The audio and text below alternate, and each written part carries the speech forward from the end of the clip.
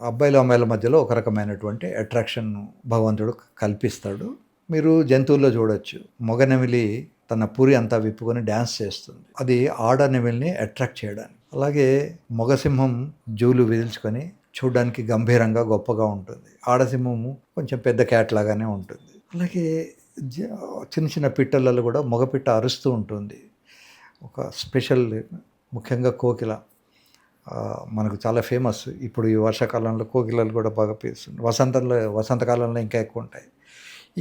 ఇవన్నీ కూడా to attract the partner. So ఈ అట్రాక్షన్ రావాలనుకుంటే ఒకటేమో మనస్సులో ఒక రకమైనటువంటి అట్రాక్షన్ కూడా ఉండాలి. ఫర్ ఎగ్జాంపుల్, మీరు తెలుగు సినిమాలో వీటిలలో చూడండి, వాడు హీరో వెళ్తూ వెళ్తూ హీరోయిన్ పొట్ట మీద ఒక వేలుతో ఇలా అంటాడు.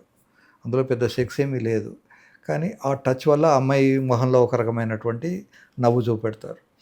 సో మీరు కూడా అట్లాంటి అన్ఎక్స్పెక్టెడ్గా అమ్మాయిని వెనుక నుంచి కౌగిలించుకోవడము, వంట చేస్తున్నప్పుడు ఆమె ఊహించని విధంగా మీరు రియాక్ట్ అవ్వడము చేస్తుంటే వాళ్ళకి అట్రాక్షన్ వస్తుంటుంది. తర్వాత మొనోటనీ, సామాన్యంగా ఒకటే నైటీ, ఒకటే రూము, ఒకటే టైము ఉండడం వల్ల కొద్ది రోజులకు ఇద్దరి మధ్యలో స్పైస్ లేకుండా పోతుంది. భార్యాభర్తలు కలిస్తే కూడా ఒక నంబ్నెస్ ఉంటుంది, ఒక రకమైనటువంటి ఉత్కంఠ, ఒక రకమైన ఉత్సాహము పోతుంది. అటువంటిప్పుడు ఏం చేయాలంటే, నాలుగు గోడల మధ్యలో మీరే రాజు, అమ్మాయే రాణి. కనుక కావాల్సిన డ్రెస్సులు, ఇప్పుడు చీర కట్టుకునే అలవాటు ఉంటే ఆ చీర కాకుండా ఆ రోజుకి నైటీ వేసుకోవడం, రోజు నైటీ వేసుకునే వాళ్ళు ఉంటే దాన్ని మందుకు ప్యాంటు షర్ట్ వేసుకోవడం, ఇలా రకరకాలైనటువంటి చేంజెస్. ఇవన్నీ మీరే ఊహించుకోవాలి, మీరు చేసుకోవాలి. ఈ మధ్యకాలంలో సోషల్ మీడియాలో కొన్ని వస్తున్నాయి. ఎస్పెషల్లీ సెక్స్ని ఎలా ఎంజాయ్ చేయాలి అని కొన్ని కార్డ్స్ ఉంటాయి, లేదా చిన్న అట్ట ముక్కలు లేదా కర్ర ముక్కల మీద రాసి ఉంటుంది. ఆ ముక్క రాగానే you kiss the girl on the four head అని, తర్వాత you kiss the boy on the shoulder అని ఇట్లా ఉంటాయి. సో ఎవడికి ఏ కార్డు వస్తే ఆ కార్డులో ఏం రాసినదో అది చేయాలి. ఇట్లాంటి కొన్ని కొత్త కొత్త విషయాల్ని మీరు చేసుకొని ఉత్సాహాన్ని పెంచుకొని అట్రాక్షన్ పెంచుకోవచ్చు. అమ్మాయిలు కూడా పూర్వకాలం నుంచి కూడా చక్కగా స్నానం చేసో, మేకప్ చేసుకొనో, ఈ లిప్స్టిక్ పూసుకొని, పౌడర్ వేసుకొని, రకరకాలైనటువంటి వాళ్ళకి తెలియకుండా చిన్న చిన్న పిల్లలు కూడా ఇవన్నీ చేస్తూ ఉంటుంటారు. సో చిన్నపిల్లలు కూడా అద్దం ముందర కూర్చొని అరగంట సేపు ఒకసారి ఇలా, ఒకసారి ఇలా చూసుకుంటూ ఉంటారు. అదే మగవాళ్ళకైతే ఏముందిలే, ఎందుకు చూసుకునేందుకు ఏముంటుంది అని అనుకుంటాం. సో అది ఇన్హరెంట్గానే వాళ్ళలో ఉంటుంది. దాన్ని ఎంజాయ్ చేయడం నేర్చుకోవాలి. ప్రపంచంలో ప్రతి వస్తువు భగవంతుడి సృష్టే. భగవంతుడి సృష్టిలో ప్రతిదీ కూడా గొప్పదే, ప్రతిదీ కూడా అట్రాక్టివే.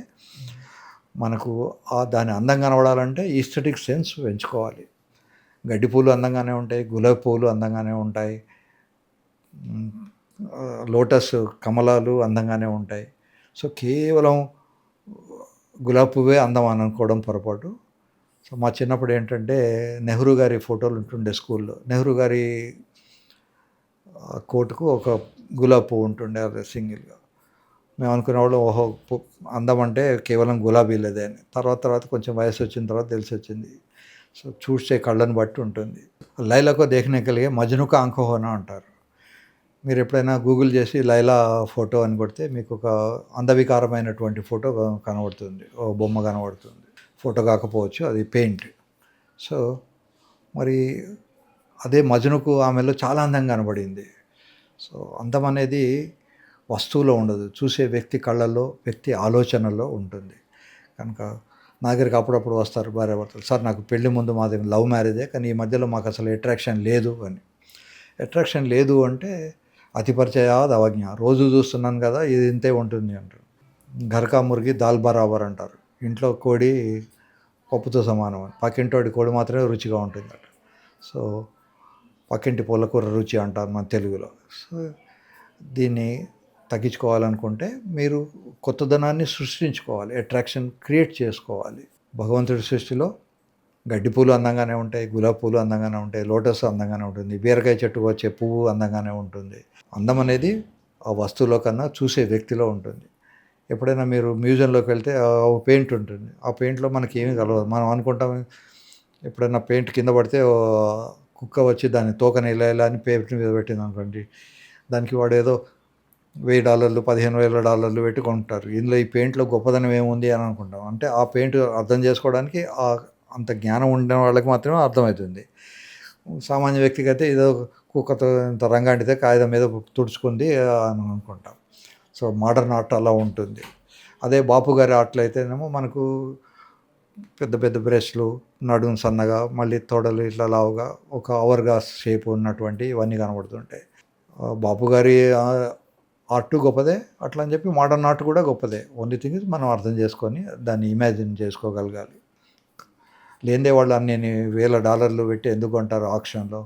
కనుక ఆఫ్‌కోర్స్ దానికి కొంత బిజినెస్ ఐడియా కూడా ఉంటుంటాయి. But whatever it is, so modern art గొప్పదే, ట్రెడిషనల్ ఆర్ట్ కూడా గొప్పదే. అలాగే ప్రతి పువ్వు అందంగానే ఉంటుంది, ప్రతి స్త్రీ అందంగానే ఉంటుంది, ప్రతి అబ్బాయి అట్రాక్టివ్‌గానే ఉంటాడు, హ్యాండ్సమ్‌గానే ఉంటాడు. సో చూడడం నేర్చుకోవాలి.